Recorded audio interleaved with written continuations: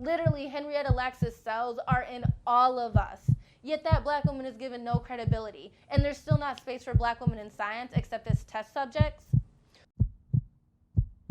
I believe that biology and racism go hand in hand, and rather that biology is used to then remove some of that immoral question that comes with racism, because we interpret certain actions as like factual, as necessary, as required to the preservation of a superior species.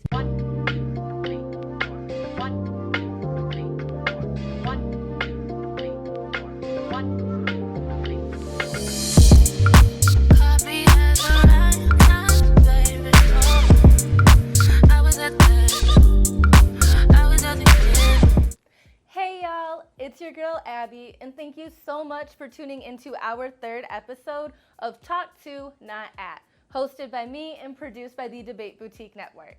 Now, for those of you all who are new, I myself am an alumnus of high school and college policy debate, yet I also have a love for science, specifically biology, which is why I'm so excited to host a show that focuses on having conversation at the intersection of these two fields, where I can kind of throw in some of my personal unique insight.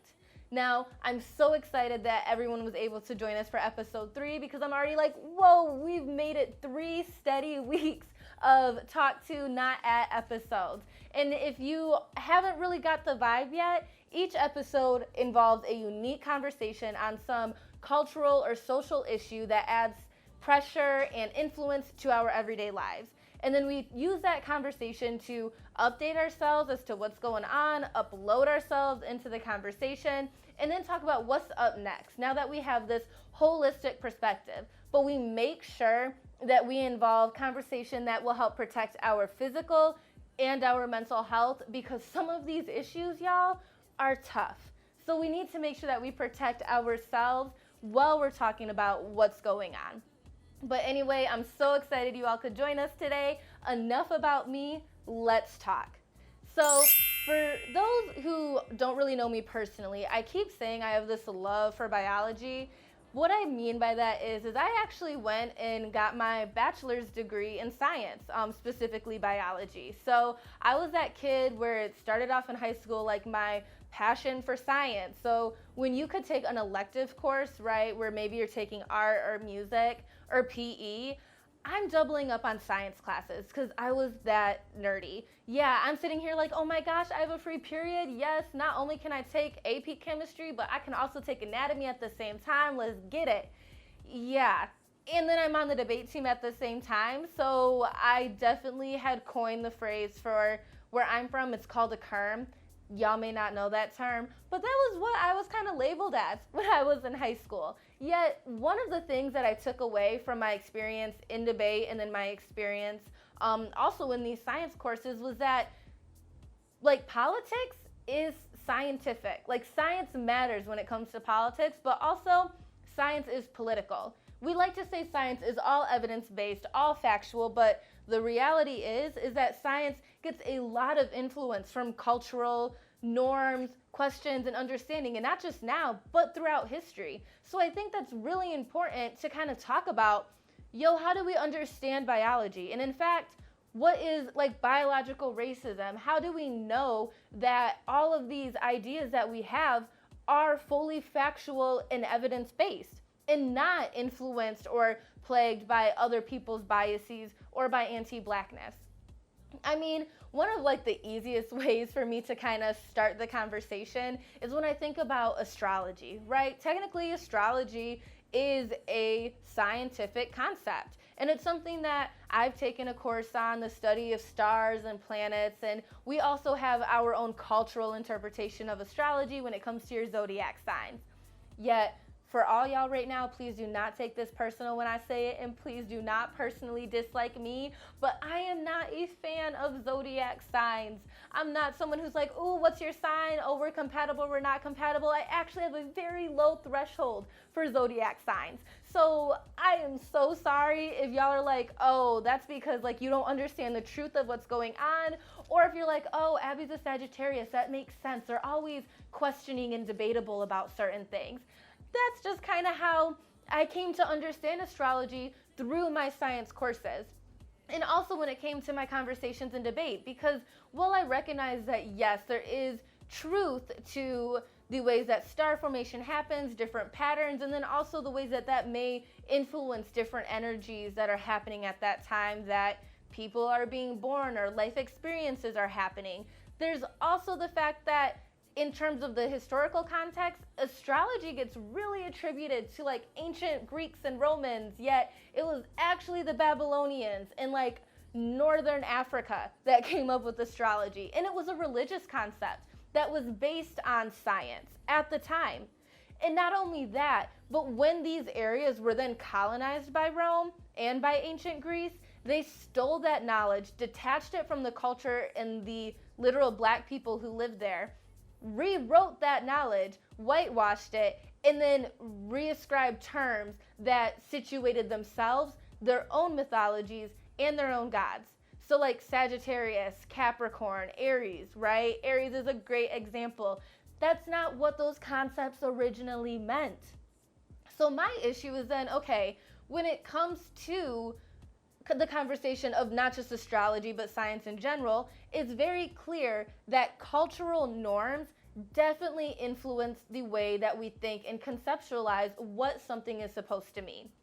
So this then continues to apply as I'm going through my studying, right? I'm kind of giving y'all like my little own life biography when it comes to bio, because y'all, there was like a lot that I had to deal with in these courses that I'm like, I don't really think y'all are kind of understanding what's going on here. Such as when we're talking about Darwin.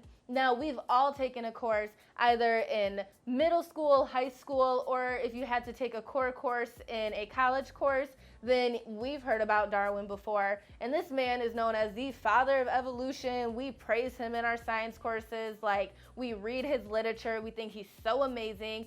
And every time we bring him up, I'm sitting there like, okay, y'all know the same work, the same like second work of Darwin that we're using to justify all of these great claims he made about like natural selection or, you know, evolution or fossils, was justified because he was like, oh, this is a reason why slavery needs to happen. Like, black people are an inferior species to white people. Therefore, we need to induce natural selection onto this population. And one of the ways by doing that is via slavery. I mean, to say that we're different species, it's not just saying like, oh, we have differences when it comes to the color of our skin. No, y'all, species means that you literally have such a large differentiation of your genetic code that either you like that it makes it so you are unable to mate with each other, that you do not have the anatomical ability to bring yourselves into one same population. Like, you are so different that you naturally have separation or genetic separation, right? Like, humans and orangutans, we got 99% of the same DNA. That's wild. But you're not going to see humans and orangutans having babies together. So that claim of black people and white people being different species made by Darwin is something that, you know, maybe if you were more blessed than me, you had a teacher or professor who touched on his justification of scientific and biological racism, yet those claims were then used to justify atrocities. And science was also built around, at the same time, appealing to those who were wealthy, those who had money, those who would fund research. And part of the way of doing that was making sure that you articulated your findings to justify their current lifestyles. So I really felt like throughout my biology courses that I'm like, okay, I'm consistently kind of left out of the conversation. Like, my blackness is not addressed. Not to mention, when we talk about studies, I literally remember sitting in my genetics course, my genetics laboratory course, and we were talking about taste buds. And we were talking about how different people are able to taste cilantro or not. And the study that we were using or investigating, I remember so clearly my prof saying, so when we looked at so many Caucasian men and women, we found this percentage of, and just continued on. And I was hung up on the word Caucasian. I'm like, so y'all are telling me that It's more important to learn about how white people understand the taste of cilantro when we really could be talking about Latinx, Afro-Latino, African-American populations when it comes to cilantro. Like, I really don't understand the justification for this. And I also don't understand why that's something that's so naturally done. It was done so fluidly. Like, this is just the norm. And that's the problem that I learned with science, is that the norm is whiteness. The norm isn't even that we might not think about blackness, but it's that blackness can't be intelligent, so it's not even in the conversation. Blackness isn't scientific. Blackness can't have a doctorate. Blackness can't provide actual evidence or actual research. And also, blackness is a different species, so we don't have blackness involved in the conversation. And that made it so it was really hard for me in some courses to find the ways to succeed, because I myself felt like I didn't belong. I mean, we have this huge push for, black women to get into STEM, or people of color in general to be in STEM. But we don't ever question, is there space for them there? Do they have the ability to find success in those environments? Because right now, the reality is no. And not only does this then harm the students, and that's a whole conversation in terms of our curriculum, but it also means when we do studies, we do research, we aren't able to calculate or apply that same knowledge or evidence to black people. I mean, y'all can pull on episode 1 for that. That was our conversation when it came to the Olympics and testosterone. We literally had a norm, or have a norm, of what testosterone is for women. And because 2 black women were found to be too deviant of what was supposed to be their genetic makeup for a specific hormone production, they were banned from competing in the Olympics unless they took a supplement to lower their natural levels of testosterone. So our studies can't even apply or be applicable to black women. And I want to get more into that as we get into this conversation, y'all. But I mean, right now I'm thinking about a lot of things. I'm thinking about my stories that I kind of told y'all, where I had this experience debating, but then I also was in these scientific courses, and there was a lot of tension between the two fields going on. Also, you all have your own experiences that I think would be a good thing to think about as well before we jump into this next part of the conversation. How do you interpret science? What has been your experiences in your courses when it's come to learning biology? I mean, what about Darwin? Or even if it's something that's like, oh, that sounds like a very faded memory, maybe take a moment and re-look those things up to kind of refamiliarize yourself with these pieces of your past that play a role in shaping how not only do we understand biology, but we understand medicine, we understand cultural norms, we understand what is genetically acceptable. All of these ideas that we're just kind of starting to formulate as we get into our conversation are things that I think we all need to individually think through a little bit more so we can really upload ourselves into this next part of the dialogue. And not to mention, whenever I think about some of my experiences in my biology courses, I begin to get a little frustrated. It's not just me, but it's all the other black women who had those same experiences. It's all of us who are trying to go out and become professional researchers or go into medicine, because we know that we need to change the way that we treat black women when it comes to hospitals, or the way that we, educate black students when it comes to starting off in elementary school. Yet we are constantly faced with all of these barriers and hurdles that we are forced to jump over to even possibly make it to, where we're trying to go, possibly make it to where we're trying to go. Not to mention you got to work twice as hard, right? So on that note, I think we all gonna take a moment, digest what we've been talking about, get ourselves ready for the rest of the conversation, and breathe. Just wanna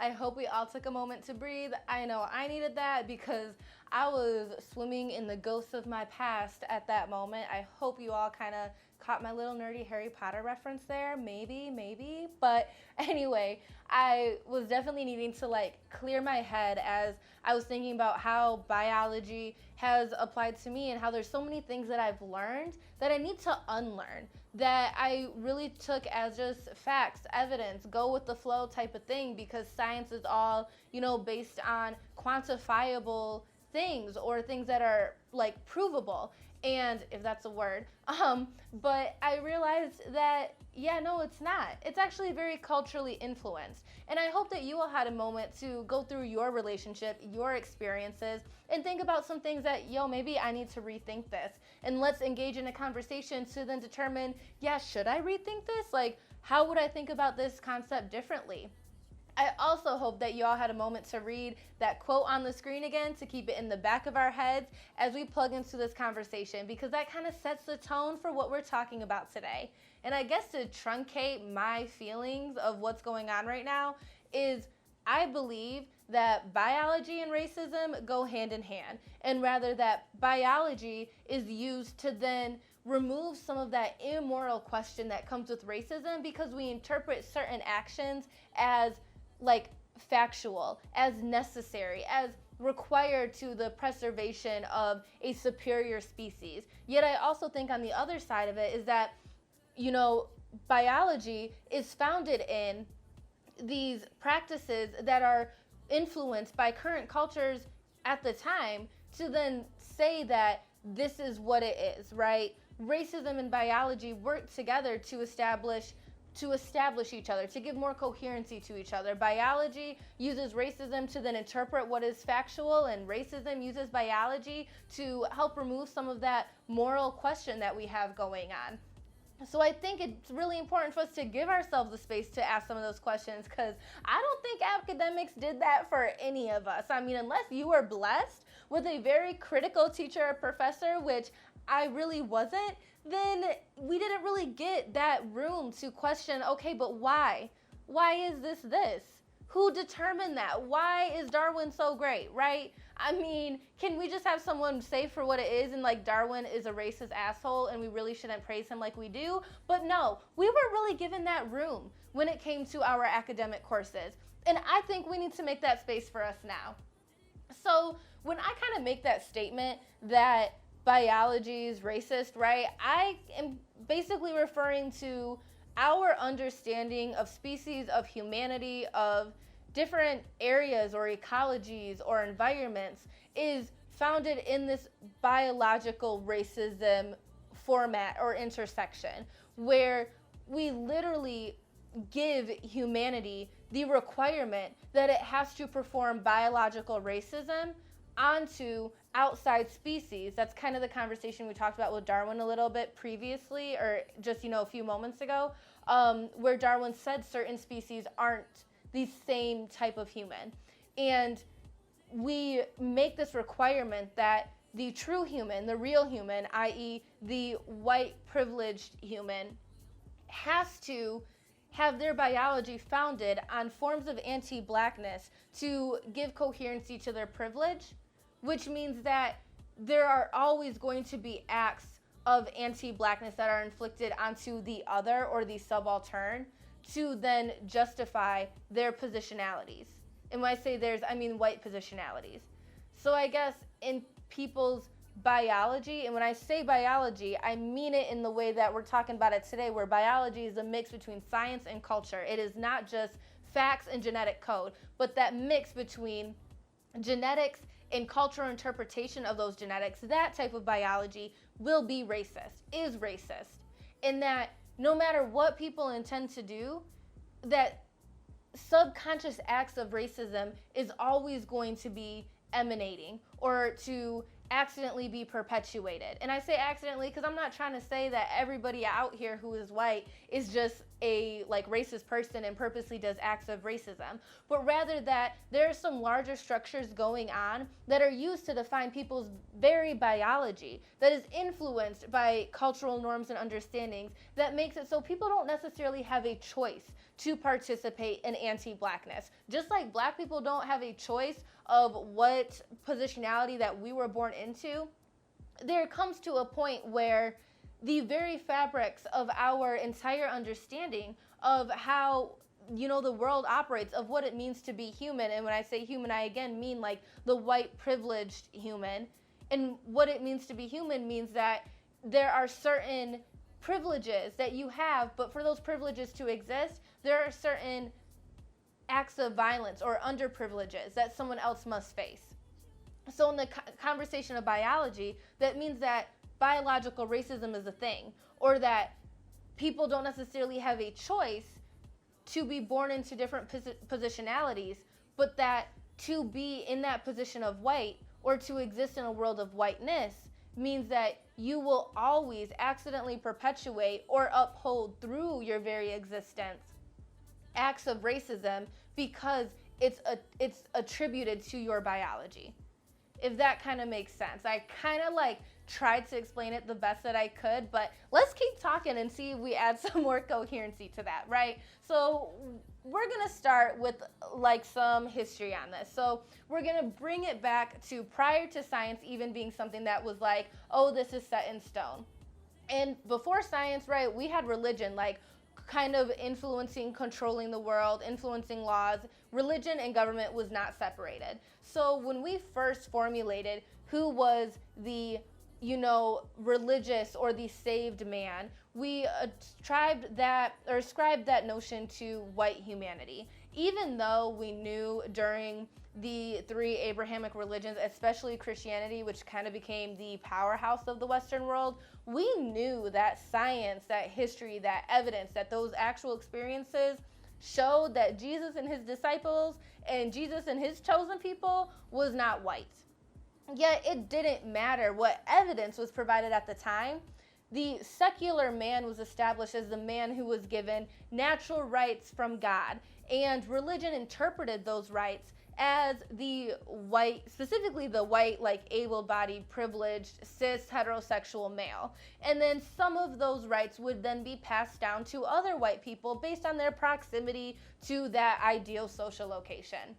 We even have this becoming implemented when we think of the Crusades that happened, right? Where there was the fight for the Holy Land by the white, holy, secular man who was trying to take back the land from those who were who were damning or ruining or sinning in the areas that Jesus had once walked, even though these are the very descendants of Jesus or the holy people at this time. But anyway, whatever. And the name of that battle, right, was in the name of divine right and in the name of God. But violence was inflicted onto these populations that also practiced Christianity or an Abrahamic religion at the same time. And churches or holy sites were burned down in the name of defending the secular man. So then we kind of have this turn of the century, right, where the Enlightenment period comes and the church begins to fall back, yet science is really coming forward at the same time. And when science came forward, one of the ways that it was incorporated into society was by challenging some traditional notions of the church, but it still needed to appeal to those hierarchies that were established. And that hierarchy that was established was a secular man, the divine white man, right? The man that reinterpreted Jesus and all of his disciples as someone who was white. And again, we know that wasn't true, but that's who science needed to appeal to. And that was also the same people who were operating in science, people who were from these locations in terms of the Western world. Because during all this time, y'all, we got people in black and brown countries like making leaps upon leaps when it comes to developments in the scientific world. But that knowledge was either stolen or erased. So as we're talking about like Western science development, we have people beginning to challenge some of these notions, but they still have to ascribe or are choosing to ascribe to these power relationships at the time. So that kind of brings us to our conversation that we had when we talked about this man, Darwin. And Darwin used science to justify things like slavery and colonization. And he talked about how during like these periods of mass violence onto other populations, it was just a battle of natural selection. It was a natural way of life. But this also justified, or was able to then be used to justify things like the Crusades, right? Like, oh, that's natural selection. Not only is it religion, but it's also natural selection. It's necessary for the way of life. Like, we can remove all guilt or religious morality that we have tied to that issue because it was necessary, right? So we use this to justify doing things like colonizing the Americas. We use it to justify slavery. And we establish this new form of man, or the second version of the man, right? And we now establish that biologically, man or civilized humanity is white. And people who exist in other races are different, are genetically different. And that logic, that justification not only, continued through these conversations of slavery, not only were they used, to justify all of those atrocities that we talked about, but they plagued conversations even past that. So maybe we hit a point where we're like, okay, we're all one race, the human race. Sure, we've kind of hit that point when it comes to this conversation of multiculturalism in a papering over the reality of the situation kind of way. But the deeper issue is that science, which was founded, our current understanding of science, which was founded on appealing to religious morals, but then also appealing to cultural norms at the time, was then used as the foundations for like Western medicine or for current biological understandings. So then we get these concepts that, for example, black women or black people in general have lower pain tolerance than white people, in that black people are just able to deal with pain better. So when they say, hey, this is wrong, this really hurts, doctors brush it off and they're like, oh, you're just complaining because you can handle that. It's not that bad. Stop. Right? Like, we get this very arbitrary notion of how medicine is then performed, which is why black women are 2 times as likely to die from, like, during birth compared to white women. And not to mention the infant mortality rates for black children are skyrocketing compared to white children. And what makes it worse, y'all, is the U.S. already has horrible birth rates compared to other developed nations. Yet, it impacts like even further than that, right? Outside of the medical field. So we already have that black people can't have access to equal or good health care because our understanding of biology is racist and plagues the way that we understand like genetic makeup, pain tolerance, body production, right? But then it also means that it messes up the ways that we engage with science in schools. And that was some things that I had shared with my personal experience. Yet that inaccessibility is purposeful. And I think that's the hardest part to deal with, is that it's not just an accident. It's not just a coincidence that Darwin is someone who is still praised, that his concepts were used to justify slavery, but then we still continue to use them to justify future forms of science, future forms of studies. Because the purpose of that is so that way, if you are not present, if the space is not made accessible to you, then you don't want to be there. So if classrooms aren't made accessible to black students, then they don't want to be there, which is one of the reasons we have the school to prison pipeline. But it also makes it so that way we can reestablish successful in opposition to blackness, right? Like doctors, you think of a white person being a doctor. Unfortunately, that's the cultural norm because that's also the image that we see, but it's also because they're the ones who are able to access that scientific classroom. So it becomes purposeful to not radically challenge the ways that science has developed consistently in opposition and through the oppression of Black people. Not to mention just research studies in general, y'all, like Henrietta Lacks, what happened to her? So we have the COVID vaccine, we have the polio vaccine, we have hair products, we have cosmetic products, we have just cough medicine that were made from cells that were stolen from Henrietta Lacks' body, yet her children were never given compensation for that. After she passed away from cancer that she was supposed to be treated by these doctors. You know, they just made a multi-billion-dollar business off of her. All these pharmaceutical companies that we have now owe their success to one Black woman. And it's not a joke. That's how common her cells are, y'all. The COVID vaccines were made and tested on her cells. Literally, Henrietta Lacks' cells are in all of us. Yet that Black woman is given no credibility. And there's still not space for Black women in science except as test subjects. Or the Tuskegee Project, where Black people again were test subjects. So then we get this period where people are trying to be like, oh, maybe we should stop using Black people as test subjects. So now we completely don't engage or use, like, allow for Black people to be involved in safe studies now.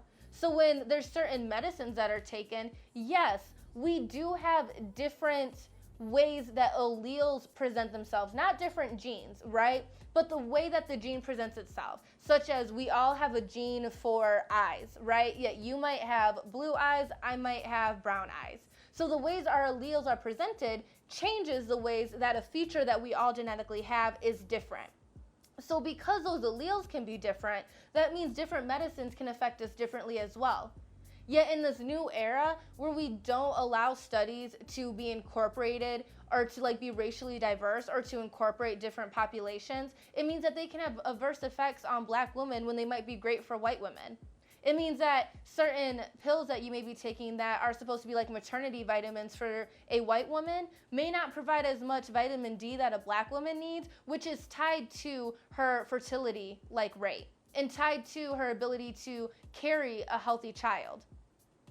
So what I'm getting at is all of these cultural justifications that we use to interpret science the way that it is now relies on certain forms of anti-Blackness, certain forms of racism, and biology, evidence, science is not all fact-based, but rather it's plagued with history of anti-Blackness, history of slavery, history of settler colonialism. And I mean, we kind of just talked a lot more general about like a theoretical understanding of biology or way to, you know, approach the conversation, but I don't necessarily just want to leave us with that. I guess when it comes to the up next portion, it's not so much that there is, again, a way that we should change the ways that we, you know, interact with the world, but it rather becomes a personal question about education, first of all. And that we need to not be taking these professors and institutions word for word. We need to do better and make sure that we educate ourselves to the history of facts that are given to us. We need to we need to question science. We need to question math. We need to question data collection, because all data is a biased interpretation of someone's viewed experiences as to what happened. That's all data is. You can skew anything to make it look how you want it to look. I mean, that's exactly what the Olympics did, y'all. We talked about the testosterone issue. Yeah, the Olympics was like, oh, this is the normal amount of testosterone that a person should have. Yeah, I looked up studies, y'all. In general, Black women have higher testosterone, like natural testosterone levels. Statistically higher natural testosterone levels than white women. And on top of it, the Olympics skewed their ways of saying, oh, this is how we interpret testosterone level to have, one, a lower concentration of testosterone divided over a larger amount. So really, while that number may look pretty, it's actually a smaller amount of testosterone that can be allowed than what it originally looks like. Yet when you're looking at these studies, it's a very small amount of testosterone per a very small amount of like fluid. So these studies are saying there's so much testosterone per nanoliters of fluid. When I say nanoliters, y'all, that is tiny. Yet the Olympics are saying, oh, there's this much testosterone per liters of fluid. Y'all know that's like 10 to the 9 times the amount of fluid used in the Olympic calculation compared to just like the scientific study calculation. So that's an example of how data gets screwed, and then it is applied to our own lives. So my first thing is, y'all, we got to educate ourselves. Like, the only people who are going to be able to really learn the truth is when you go out there and you consistently question the facts that you're presented with. But the other thing that I have is that we can't just like have that knowledge for ourselves. You know, like kids, unfortunately, we got to protect them. And they don't really have the luxury of having good role models who are going to make sure to teach them about their blackness the way that they deserve to learn. So we can't only talk about history, because we talk about history a lot when it comes to the Black community, but we got to talk about science. We need to make sure that we can have conversations of like, hey, do you know who, George Washington Carver was? This amazing scientist, and how he learned over 100 things to do with peanuts, including peanut butter. Like, come on now, that's a pretty cool thing, because I know I'd be making you PB&J all the time. And that came from a Black person.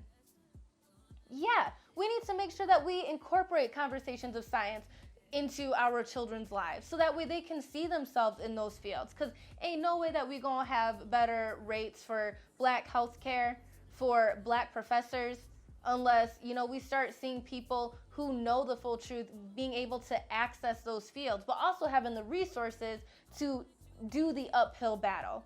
We can't just say go off and be successful and not give them the resources they need. And that starts young. Talking with Black kids, being fully honest about what's going on, and really, providing them with not just the history, not just the language, but also the science and the math to help them find that success. And I guess last, y'all, is like, I just want to make sure, we can kind of take away how we've had 3 episodes so far. We talked about the conversation of the Olympics, we talked about R. Kelly, and then we talked about biological racism today. And the common thread between all 3 of these conversations was that anti-Blackness, I've said it before, but anti-Blackness is a calculated form of violence. That it works and operates in all of these different fields, education, right, sports, right, like music, entertainment industries. It operates in all of these fields in different ways to continue to harm, to remove, to erase Black people from being able to access the world. It's not that these issues are separated. It's not that these issues are unique instances. But when you look at the whole picture together, you realize, yeah, y'all, the world is kind of pretty screwed. Like, anti-Blackness is as totalitizing as it is. And we need to start, grasping that issue, grasping the full concept of the reality, and then using it to make the world that we want to live in. Creating space for ourselves in a world that we want to live in. I'm not saying we got the power to change all the politics, but I am saying we got the power to build some kinship and some community building.